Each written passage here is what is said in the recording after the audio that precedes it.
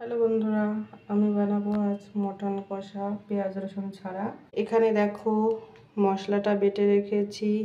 আছে আদা বাটা, জিরে বাটা, লঙ্কা বাটা, লবণ, হলুদ, ধনের গুঁড়ো, স্বাদ মতো একটু চিনি দিয়ে দিয়েছি।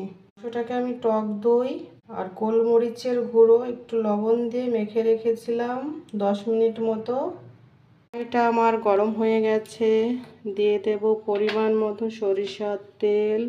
সরষের তেলটা দিয়ে দিয়েছি।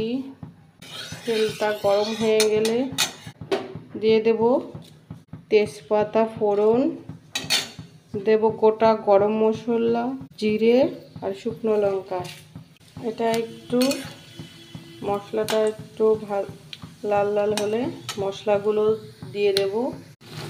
মশলাটা আমি দিয়ে দিয়েছি, সাথে একটু জল দিয়ে দিয়েছি। এবার ভালো করে মশলাটাকে কষিয়ে নেব। আর এখানে বসিয়ে দিয়েছি গরম জল। মশলাটা আমার কষানো হয়ে গেছে। মাংসটাকে এবার আমি দিয়ে দেব। মাংসটা দিয়ে দিয়েছি। এটাকে আমি ভালো করে এবার কষিয়ে নেব। গ্যাসটাকে একটু কম করে দেব, দিয়ে এটাকে আমি ঢেকে দেব। দিয়ে কিছুক্ষণ ভালো করে কষিয়ে নেব। মাংসটা দেখো কত সুন্দর কষানো হয়ে গেছে, তেল ছেড়ে দিয়েছে। এবার আমি এর মধ্যে দিয়ে দেবো গরম জল। গরম জলটা দিয়ে দিলে তাড়াতাড়ি সেদ্ধ হয়ে যাবে। গরম জলটা দিয়ে দিয়েছি। এবার কিছুক্ষণ জাল দিয়ে নেব।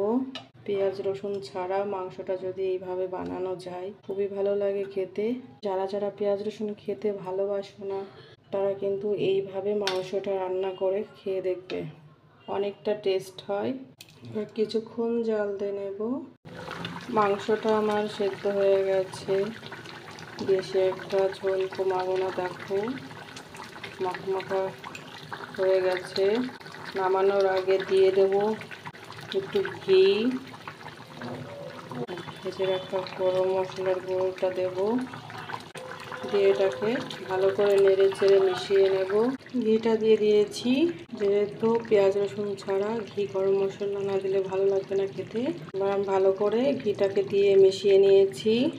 এবার আমি নামিয়ে নেব। রেডি হয়ে গেছে আমার পেঁয়াজ রসুন ছাড়া মটন কষা। তোমাদের যদি ভালো লাগে কমেন্ট করে জানিও।